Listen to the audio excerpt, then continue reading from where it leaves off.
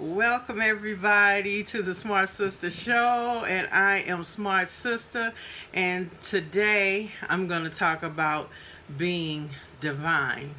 And as most of you saw on the thumbnail for this particular video, you see the crest where I'm talking about the divine 9 in terms of black sororities and fraternities. I'm going to get to that, but first I want to just talk about being divine, period, because I know a lot of people watch these videos that are not a part of a sorority or a fraternity, and this is something that's far more important in terms of how we need to be as individuals in terms of living up to the divinity within.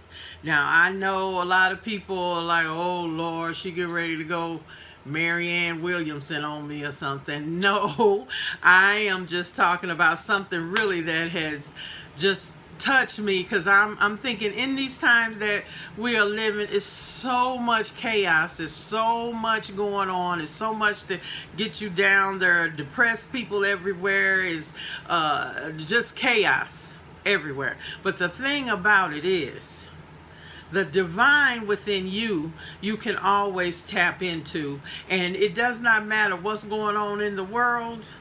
You can tap into your own divinity and get closer to the creator, to the supreme being, whatever you believe in. Because when you really look at it, all religions point you to the same thing. If we are here in God's image, if we have the ability to tap in and do great things, that's what every religion talks about. So religion is man-made. Okay, and you can pick and choose and do whichever one you want. I'm not here trying to convert nobody or anything. My thing is go within to your own divinity, because if you even don't subscribe to any organized religion, that's fine too. It's just that I believe that we all are divine and are connected in a way, and it's up to us to tap into that and use it to improve our own lives and to improve the lives of everybody else. Because when you get it together, everybody around you will be affected by it the same way. And that is what true spirituality, true belief in the divine means. Okay, and so I don't want anybody, if you're an atheist, you still believe, if you believe there isn't a God, then you believe in something. To me, that's always been crazy in the first place. And I'm not calling an atheist crazy. What I'm saying is, for you to say there isn't a God, then you have to accept the fact that there is one for you to reject. So I guess that's what I'm saying. But even whatever you believe in something. There is something in you that guides you on a personal level, so you don't go out here killing, stealing, doing all kind of crazy stuff. There's some kind of code that you are living your life by regardless. So you can call it whatever you want, but as I said, the divinity within each of us is what can make the world a better place. And unfortunately, too many people have gotten away from that.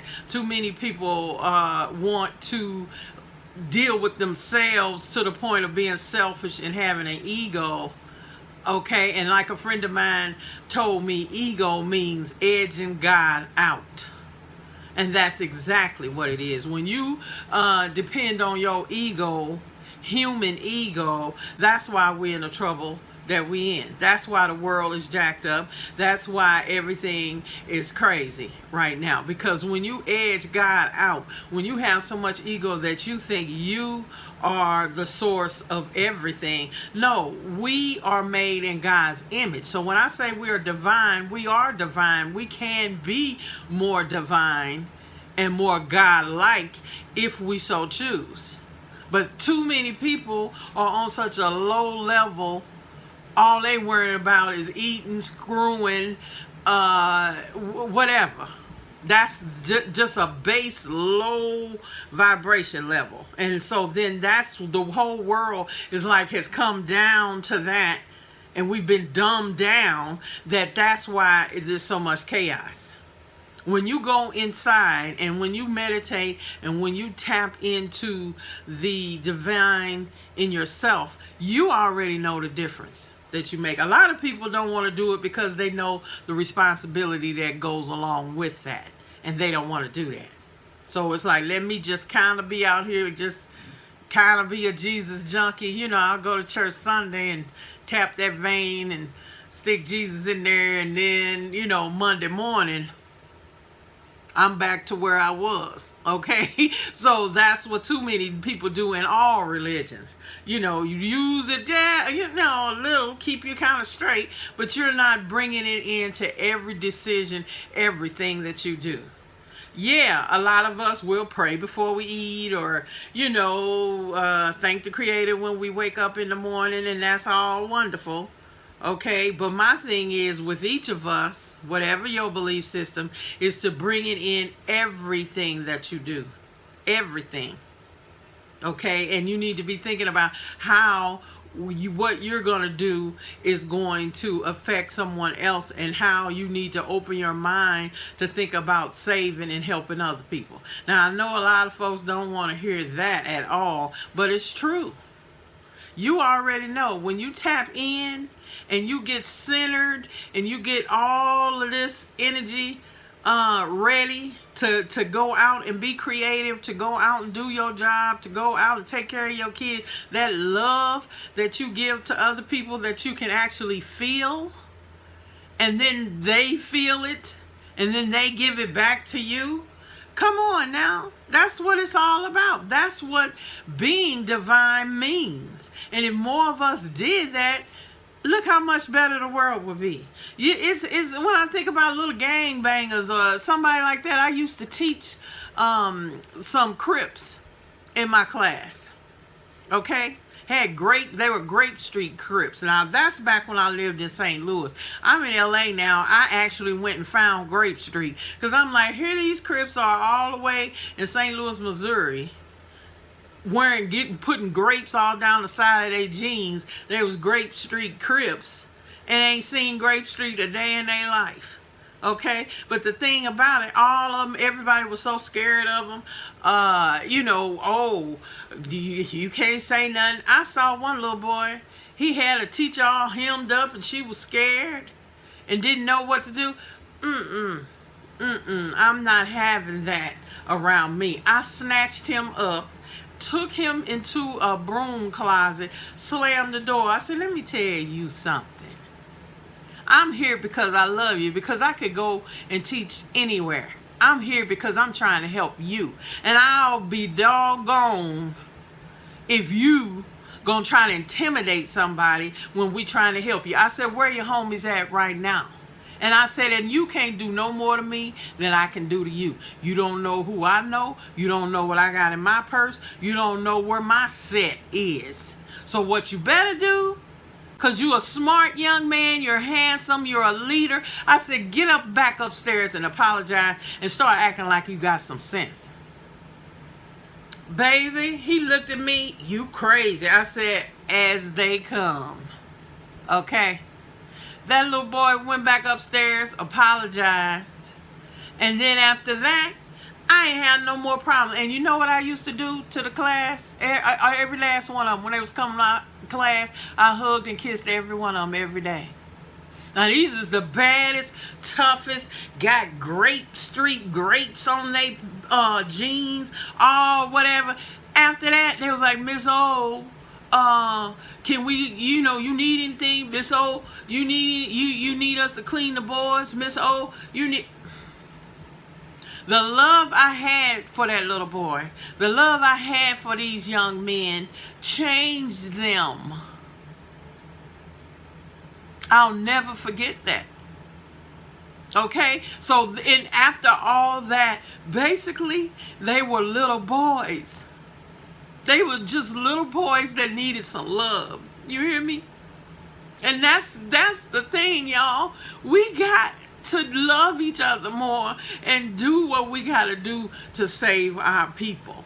It's as simple as that. And to me, that's why this COVID is here. That's why we got chaos. Because you know what? The divine in you can shine through and fix through all of this. It ain't like we ain't been in bad times before. We have, and we came through.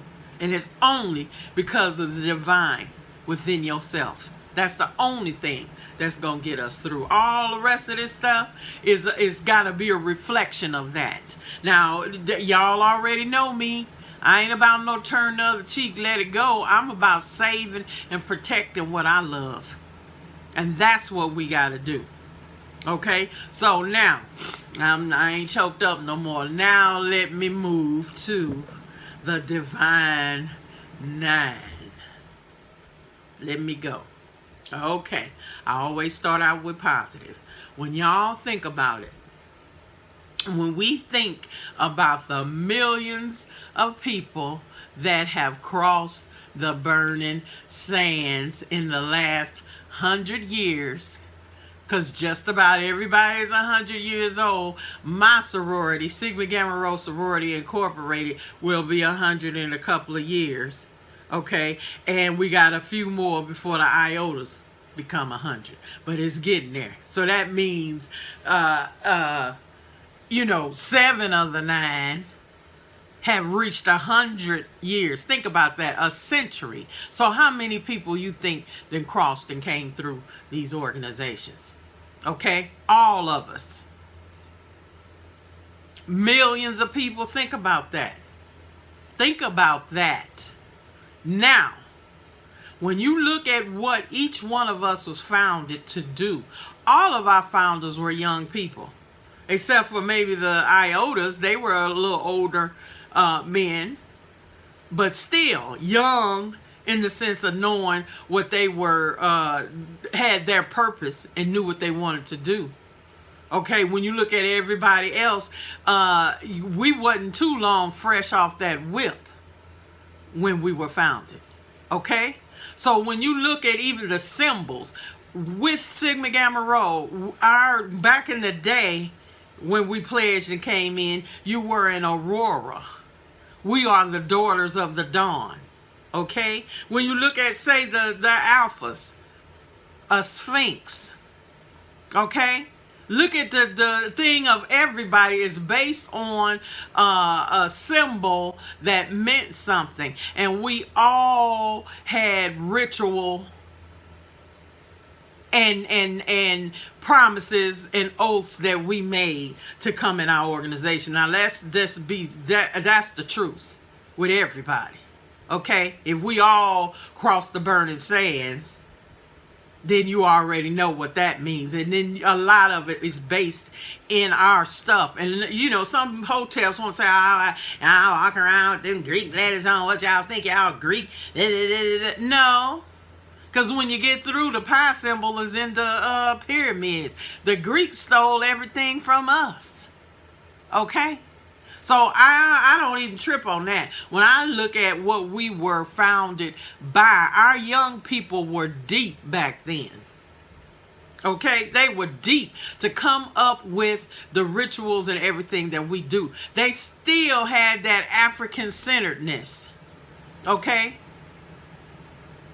And that is what is the divine that you tap into when you become a member. Now, let's face it, some of us didn't get it. Some of us, our main purpose was to get in, wear a t-shirt, step, stroll, get to meet a few folks, go be able to be more palatable to the opposite sex. I'm a this now, so yeah, I can holler.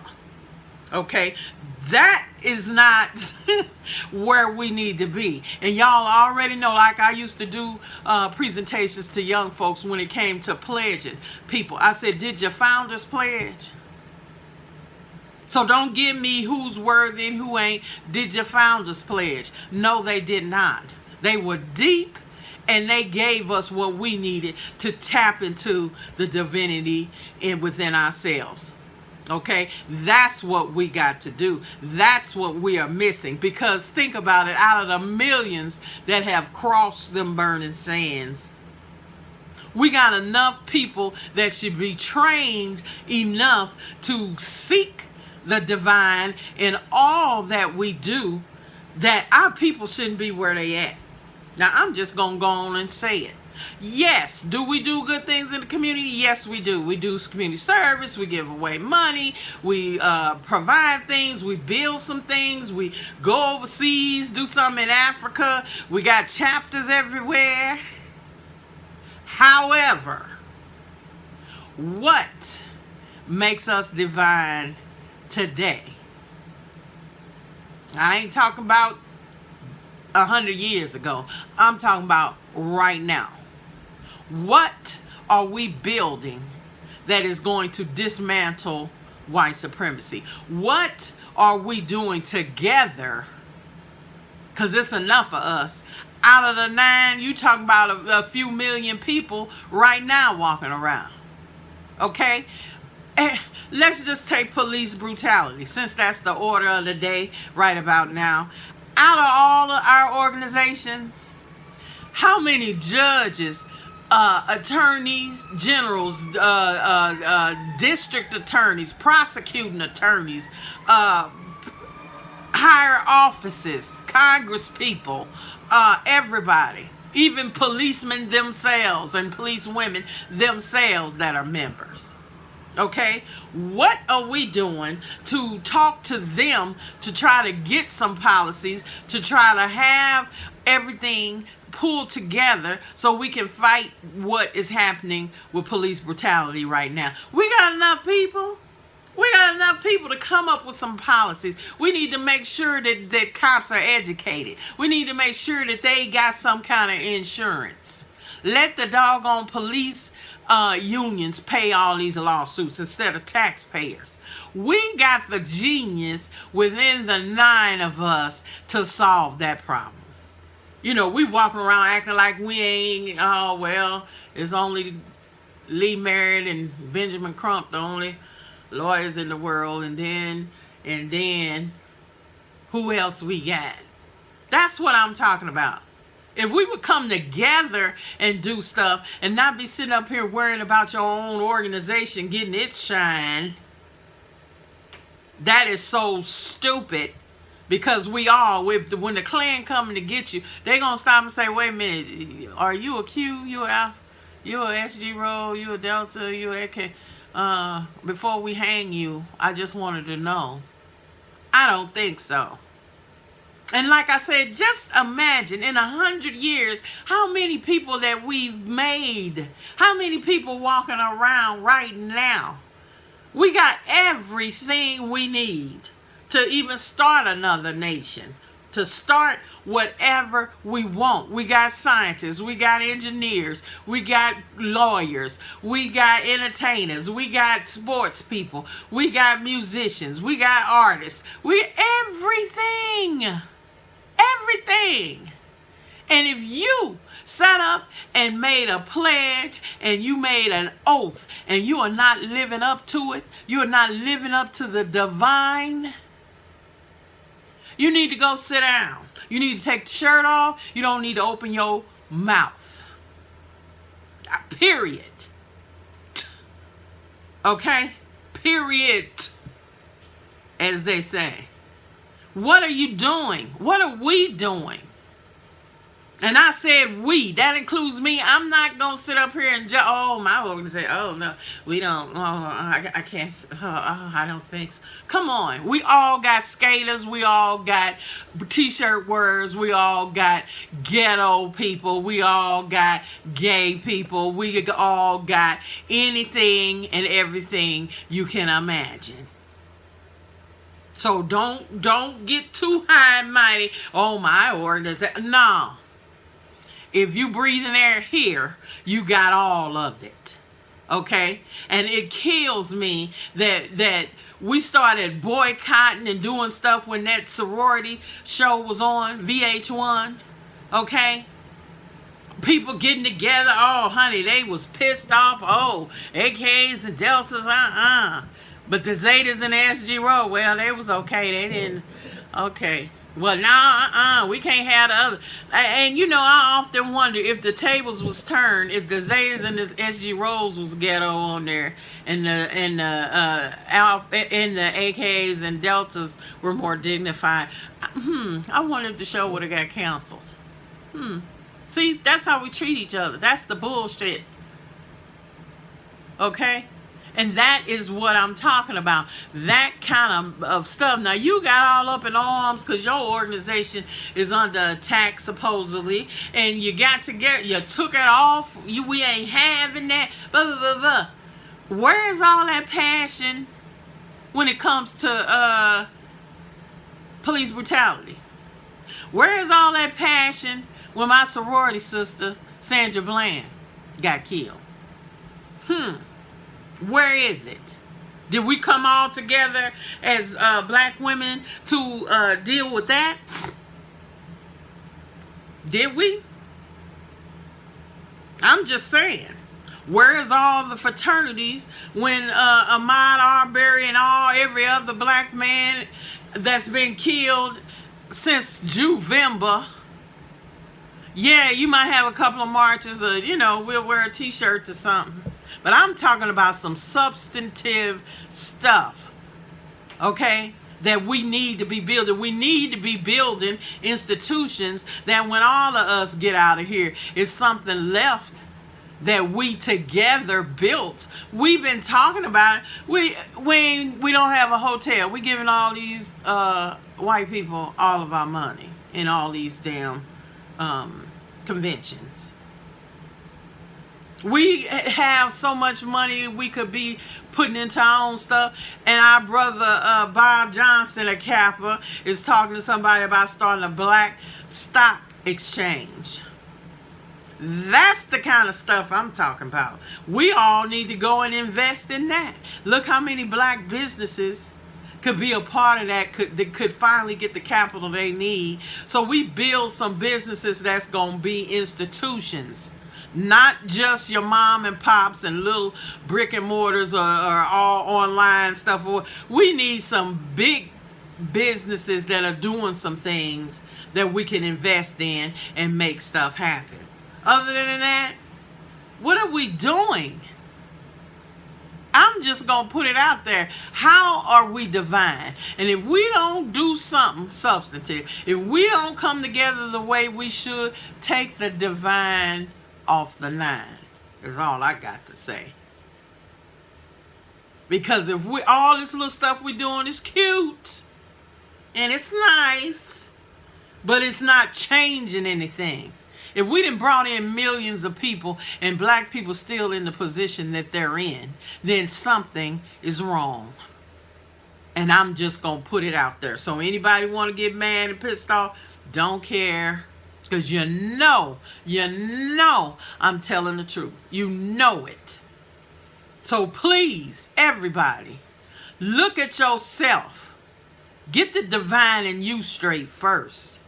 And then you need to join with other frat and sorors and make something happen. We can change this thing. God has given us the opportunity to change our world, change our reality. Change everything. And either you gonna live up to that oath you took, or you really need to go sit down. That's it. That's all I got to say. And I love y'all. You know I say all these things because I love you. And I want to see us be the best. And as a member of a sorority, as a member of the Divine Nine, I want us to live up to our full potential. Because, man, that million of us fighting whatever we need to fight, it's going to get done. It's going to get done. But the thing is, we've got to do what we got to do. And that's why I wore these earrings today. This Adinkra symbol from Ghana means there is nothing greater than God. And if we are in his image, there is nothing greater than what we can do.